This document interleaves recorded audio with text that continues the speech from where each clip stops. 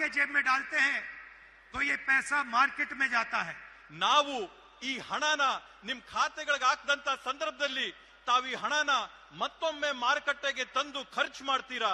इससे प्रोडक्शन बढ़ती है, ಇದರಿಂದ ಉತ್ಪಾದನೆ ಹೆಚ್ಚಾಗುತ್ತೆ और गांव-गांव में पैसे का इंजेक्शन होता है।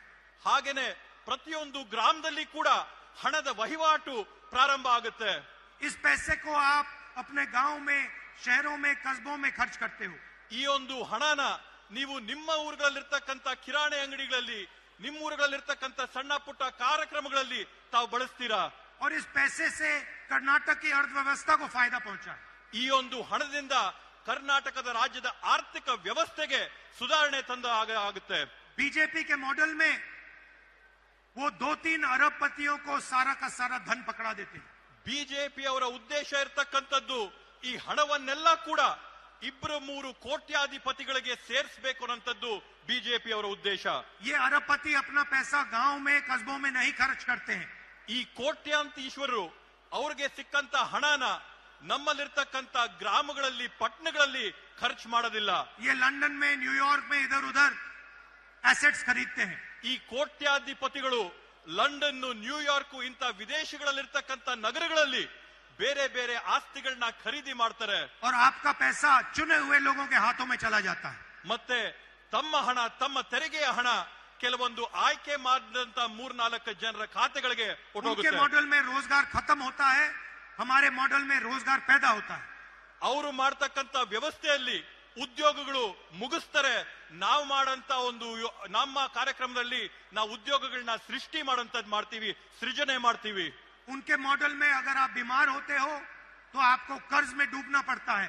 ಅವರ ಒಂದು ವ್ಯವಸ್ಥೆಯಲ್ಲಿ ನೀವೇನಾದ್ರೂ ಅನಾರೋಗ್ಯ ಆದ್ರೆ ನೀವು ಸಾಲದ ಒಂದು ಸಿಳುಕಿಗೆ ಸಿಕ್ಕಿ ನಿಮಗೆ ಅತ್ಯಂತ ತೊಂದರೆ ಆಗುತ್ತೆ।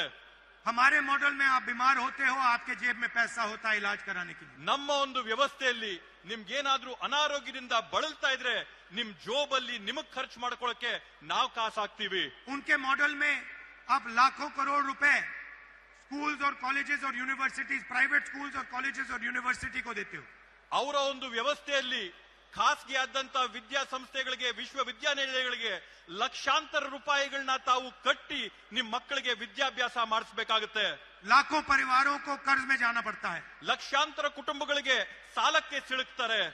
हमारे मॉडल में हम आपको पैसा देते हैं। ನಮ್ಮ ಒಂದು ವ್ಯವಸ್ಥೆಯಲ್ಲಿ, ನಮ್ಮ ಆರ್ಥಿಕ ವ್ಯವಸ್ಥೆಯಲ್ಲಿ ನಾವು ನಿಮ್ ಜೇಬಿಗೆ ಕಾಸನ್ನ ತುಂಬ್ತೀವಿ। जब हम 5 गारंटीज की बात कर रहे थे, मैंने एक और मुद्दा उठाया था।